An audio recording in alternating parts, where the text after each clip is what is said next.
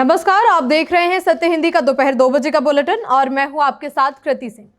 संसद के बाहर सत्ता और विपक्ष आमने सामने हैं, तो दिल्ली विधानसभा में आम आदमी पार्टी चावल की बोरियां लेकर सरकार को घेर रही है।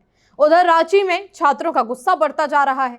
तमिलनाडु में नीट को खत्म करने का प्रस्ताव विधानसभा में पहुंचा, जबकि केरल में नीट प्रदर्शन पर टिप्पणी करने वाले टीजी मोहनदास को जमानत मिल गई। अंतर्राष्ट्रीय मोर्चे पर ट्रंप ने ईरान से मुआवजे का हिसाब मांगने की बात कही है। इन्हीं खबरों पर इस बुलेटिन में बात करेंगे, लेकिन पहले नजर सुर्खियों पर। संसद के बाहर सत्ता और विपक्ष आमने सामने, दोनों गठबंधन कर रहे जोरदार नारेबाजी। दिल्ली विधानसभा के बाहर आम आदमी पार्टी का प्रदर्शन, चावल की बोरियां लेकर सरकार पर हमला। रांची में छात्र आंदोलन तेज, एबीवीपी ने पुराने विधानसभा से नए विधानसभा तक मार्च निकाला। तमिलनाडु विधानसभा में नीट खत्म करने का प्रस्ताव, बीजेपी ने विरोध में किया वॉकआउट। ईरान से मुआवजा मांगेंगे ट्रंप, अगली बातचीत में अमेरिका उठाएगा नुकसान का बड़ा मुद्दा। आज संसद के बाहर बड़ा ही अजीब नजारा देखने के लिए मिल रहा है।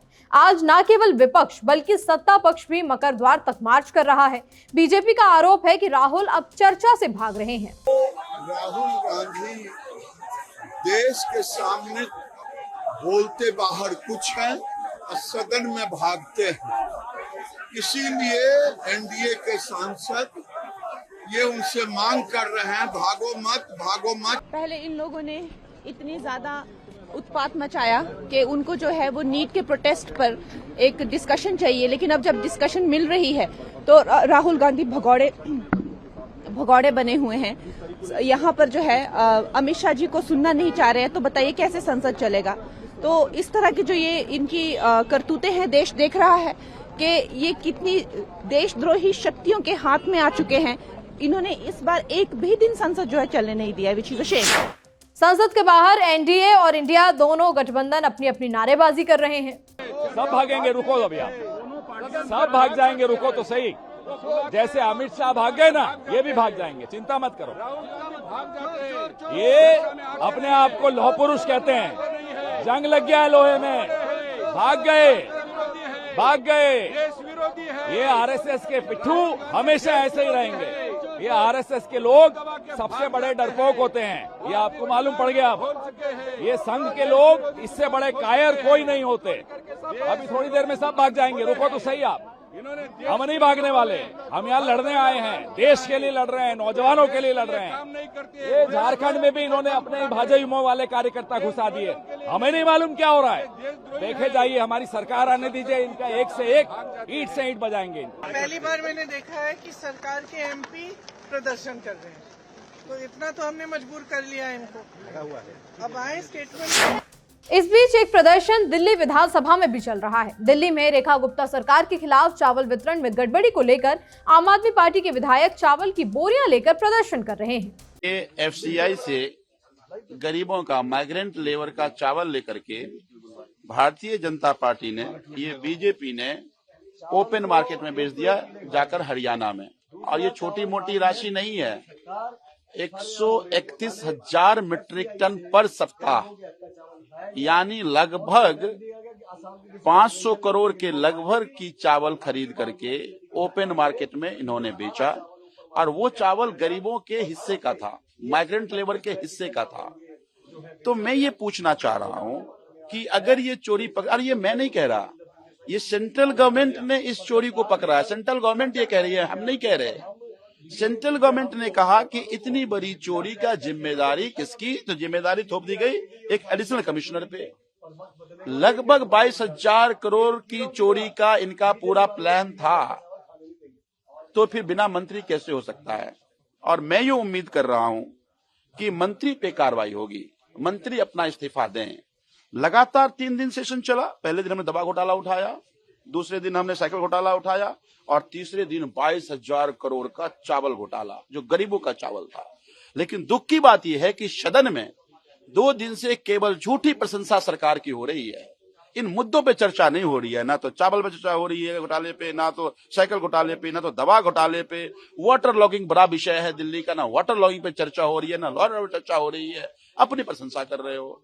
मैं उम्मीद करता हूं, आज हमने रूल 55 में चर्चा के लिए लगाया है। मैं उम्मीद करता हूं कि कम से कम विधानसभा के स्पीकर जो हैं वो दिल्ली के जनता के पीड़ा को समझेंगे। सरकार तो लूट रही है, अब छोटी प्रशंसा कर रही है, लेकिन उनकी जिम्मेदारी है कि दिल्ली की पीड़ा सदन में उठे और सच जनता के सामने आए। तो मैं उम्मीद करता हूं कि आज वो चर्चा कराएंगे, फिर विस्तार से सारी बातें रखेंगे कि आखिर चोरी। रांची में जेपीएससी और जेएसएससी भर्ती परीक्षाओं को लेकर छात्रों का आंदोलन और तेज हो गया है। सोमवार को विधानसभा घेराव के दौरान पुलिस के लाठीचार्ज और पानी की बौछार के बाद मंगलवार को एबीवीपी ने पुराने विधानसभा से नए विधानसभा तक विरोध मार्च निकाला।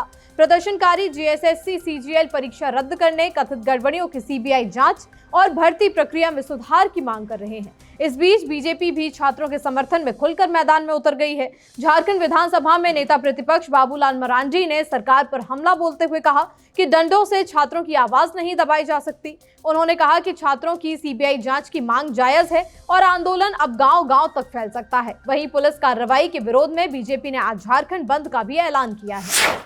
तमिलनाडु विधानसभा में नीट को लेकर मंगलवार को एक बड़ा फैसला सामने आया। राज्य के स्वास्थ्य मंत्री केजी अरुणराज ने नीट खत्म करने का प्रस्ताव विधानसभा में पेश किया। इस प्रस्ताव का सत्तारूढ़ डीएमके के साथ एआईएडीएमके, लेफ्ट पार्टियों और पीएमके ने भी समर्थन किया, जबकि सदन में मौजूद बीजेपी के अकेले विधायक ने विरोध करते हुए वॉकआउट कर दिया। स्वास्थ्य मंत्री ने कहा कि नीट सामाजिक न्याय, समानता और राज्यों के अधिकारों के खिलाफ है। उनका दावा है कि इस परीक्षा में ग्रामीण और आर्थिक रूप से कमजोर छात्रों के लिए मेडिकल शिक्षा के मौके प्रभावित हुए हैं। सरकार ने कोचिंग सेंटरों की बढ़ती संख्या और महंगी फीस पर भी सवाल उठाए। प्रस्ताव में पेपर लीक, छात्रों का भरोसा टूटने और युवाओं की जान जाने जैसी चिंताओं का भी जिक्र किया गया। तमिलनाडु सरकार चाहती है कि मेडिकल दाखिला 12वीं के अंकों के आधार पर हो। बुलेटिन में अभी आगे और भी खबरें हैं। टीजी मोहनदास को कोर्ट से बड़ी राहत मिली, जमानत। ईरान से मुआवजा मांगेंगे ट्रंप, नया मोर्चा खुला। अडानी को अमेरिकी कोर्ट से बड़ी राहत, केस हुआ खारिज। पाकिस्तान तुर्की सऊदी समझौते पर ईरान का बड़ा बयान। केरल की एक अदालत ने दक्षिणपंथी राजनीतिक टिप्पणीकार टीजी मोहनदास को जमानत दे दी है। उन्हें नीट पेपर लीक को लेकर हुए प्रदर्शन पर कथित आपत्तिजनक टिप्पणी करने के मामले में गिरफ्तार किया गया था। पुलिस ने रविवार शाम कोच्चि स्थित उनके घर से उन्हें हिरासत में लिया था और सोमवार को गिरफ्तारी दर्ज की गई। मोहनदास को अदालत में पेश कर पुलिस ने उनकी हिरासत मांगी थी। पुलिस का कहना था कि वो प्रभावशाली व्यक्ति हैं और जमानत मिलने पर गवाहों या सबूतों को प्रभावित कर सकते हैं। वहीं उनके वकील ने उम्र और स्वास्थ्य का हवाला देते हुए जमानत की मांग की। अदालत ने पुलिस की हिरासत की मांग खारिज करते हुए मोहनदास को जमानत दे दी। हालांकि उन्हें लगातार 3 दिनों तक जांच अधिकारी के सामने पेश होना होगा। पुलिस के बुलाने पर उन्हें जांच में सहयोग भी करना होगा। मोहनदास के खिलाफ भारतीय न्याय संहिता, आईटी एक्ट और केरल पुलिस एक्ट की कई धाराओं में मामला दर्ज है। पुलिस की जांच अभी भी जारी है। अमेरिका और ईरान के बीच सैन्य संघर्ष के बाद अब मुआवजे को लेकर नया विवाद शुरू हो चुका है। अमेरिकी राष्ट्रपति डोनाल्ड ट्रंप ने कहा कि अगर ईरान युद्ध में हुए नुकसान के लिए अमेरिका से मुआवजा मांग सकता है तो अमेरिका भी ईरान से मुआवजा मांगेगा। ट्रंप ने सोशल मीडिया पर कहा कि ईरान अपने नुकसान की भरपाई चाहता है, लेकिन बातचीत के दौरान उसने पहले इस मांग का जिक्र नहीं किया था। ट्रंप के मुताबिक अमेरिका अब उन लोगों के परिवारों के लिए मुआवजे की मांग करेगा जो ईरानी हमलों में मारे गए थे या फिर गंभीर रूप से घायल हुए। ट्रंप ने यूएसएस कोल पर हुए हमले और पुराने संघर्षों में मारे गए अमेरिकी नागरिकों का भी जिक्र किया। उन्होंने ईरान में हुए प्रदर्शनों के दौरान मारे गए लोगों के परिवारों के लिए मुआवजे की भी बात कही। ट्रंप ने अपने प्रतिनिधियों को निर्देश दिया है कि ईरान के साथ होने वाली अगली बातचीत में मुआवजे का मुद्दा मजबूती से उठाया जाए। इससे दोनों देशों के बीच बातचीत और मुश्किल हो सकती है। अमेरिकी कोर्ट ने कारोबारी गौतम अडानी और उनके भतीजे सागर अडानी के खिलाफ चल रहे आपराधिक मामले को खारिज कर दिया। ये मामला भारत में सोलर पावर प्रोजेक्ट का कॉन्ट्रैक्ट हासिल करने के लिए कथित रिश्वत योजना और अमेरिकी निवेशकों को गुमराह करने के आरोपों से जुड़ा था। अडानी ग्रुप ने इन आरोपों को खारिज कर दिया। अमेरिका डिस्ट्रिक्ट जज निकोलस गराफिस ने सोमवार को केस खत्म करने की मंजूरी दी। हालांकि जज ने अमेरिकी न्याय विभाग के केस वापस लेने के फैसले की प्रक्रिया पर सवाल उठाए। डीओजे का कहना था कि मामले का मुख्य संबंध भारत से था और इसे अमेरिका में चलाने का कानूनी आधार कमजोर था। फैसले के बाद गौतम अडानी ने कहा कि वो कोर्ट के फैसले का सम्मान करते हैं। उन्होंने कहा कि इस मुश्किल समय में उनका भरोसा सच्चाई और कानून के राज में बना रहा। हालांकि जज ने स्पष्ट किया कि केस खारिज करने का मतलब आरोपों को सही या गलत साबित करना नहीं है। कोलंबिया में मंगलवार सुबह आए 7.4 तीव्रता के तेज भूकंप से कई इलाकों में भारी तबाही मच गई।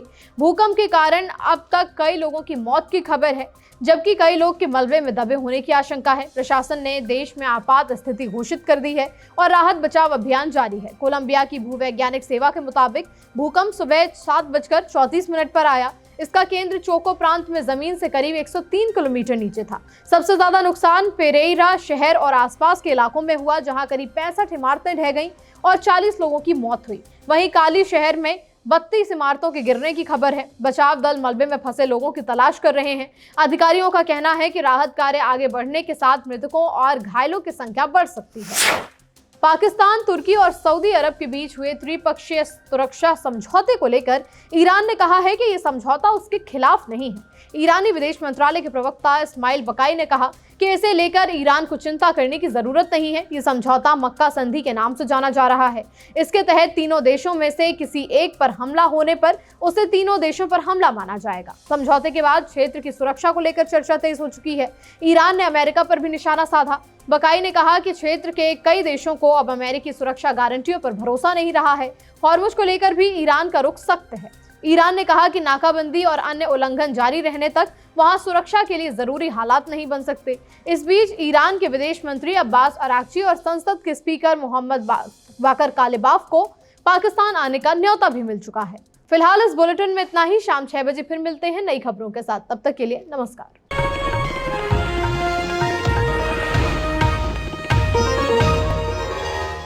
Copyright disclaimer under Section 107 of the Copyright Act 1976. Allowance is made for fair use for purposes such as criticism, comment, news reporting, scholarship, and research. Fair use is a use permitted by copyright statute that might otherwise be infringing.